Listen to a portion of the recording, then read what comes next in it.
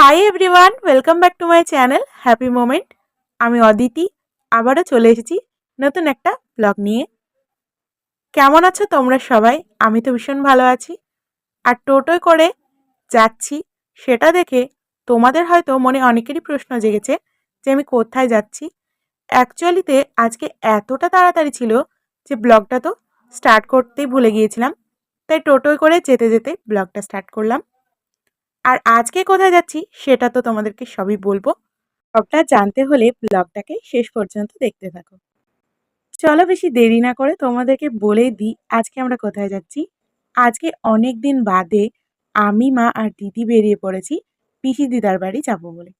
আর পিসি দিদার বাড়ি কাছাকাছি, তাই টোটোয় করে আমরা পৌঁছে গিয়েছি পিসি দিদার বাড়ির একদম কাছাকাছি। আর ওখানে পৌঁছতেই দেখছি রাস্তা দিয়ে দিদা, মামি আর মাসি হেঁটে হেঁটে যাচ্ছে। তো আমরাও টোটো থেকে ওখানে নেমে পড়লাম, দিয়ে ওদের সাথে হাঁটা শুরু করলাম। আর কিছুটা যেতেই পিসি দিদার বাড়ির কাছাকাছি একটা কার্তিক পুজো হয়েছে, তাই ঠাকুরটাও দর্শন হয়ে গেল।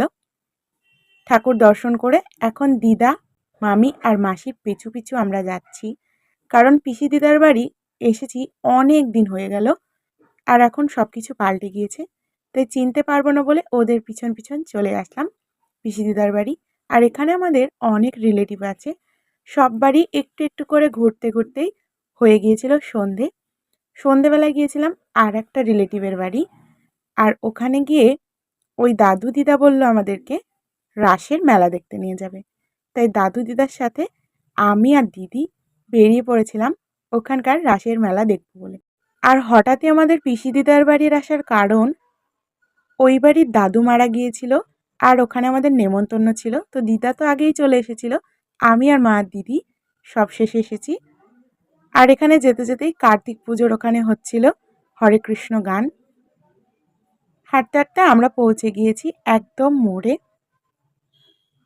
এখানে প্রত্যেকবার রাসের মেলায় আসার জন্য পিসি দিদা বলে, তবে আমাদের কোনোবারই আসা হয় না। তো এবার যখন এসেছি, আর ওই দিদা দাদু যখন বারবার বলল যে চল তোদেরকে রাসের মেলা দেখিয়ে নিয়ে আসি, তো তখন ভাবলাম যে যাই একটু রাসের মেলা দেখে আসি।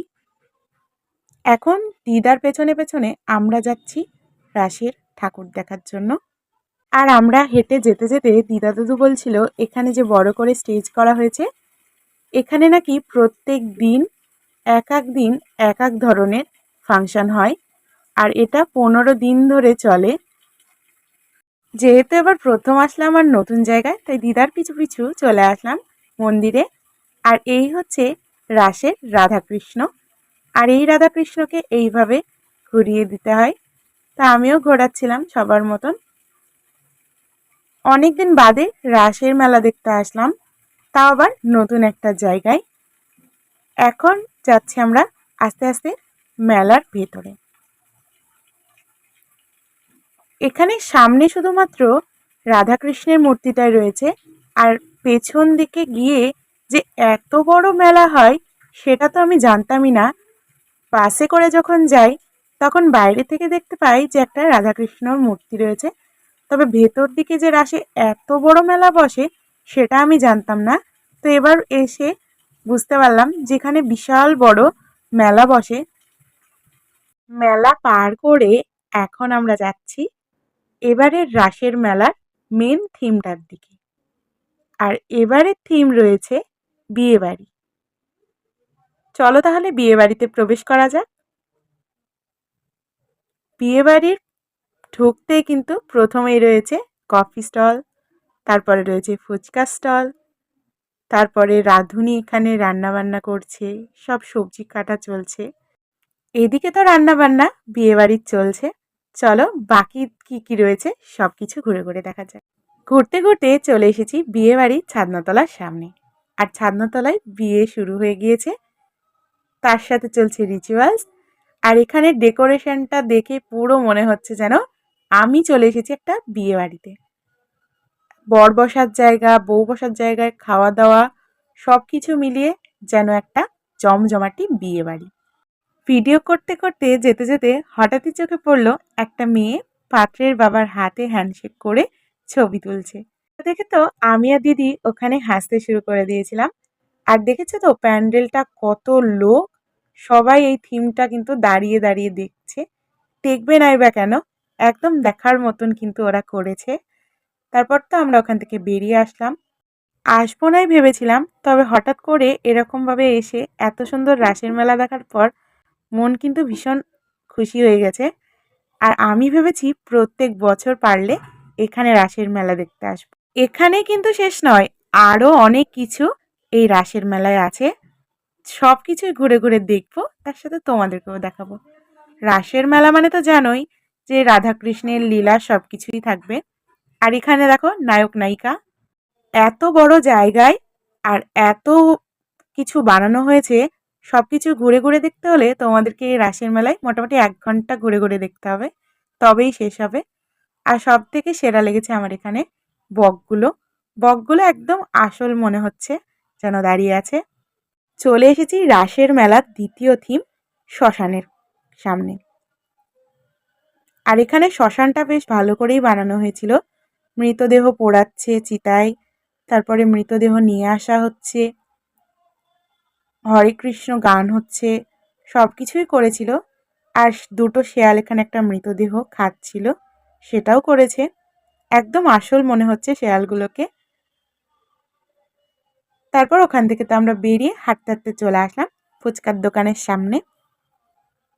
ফুচকার দোকানে সবাই মিলে ফুচকা খেয়ে আরও কয়েকটা জিনিস দেখার বাকি ছিল, সেগুলো দেখতে দেখতে আমরা ওখান থেকে চলে আসলাম মেলার দিকে।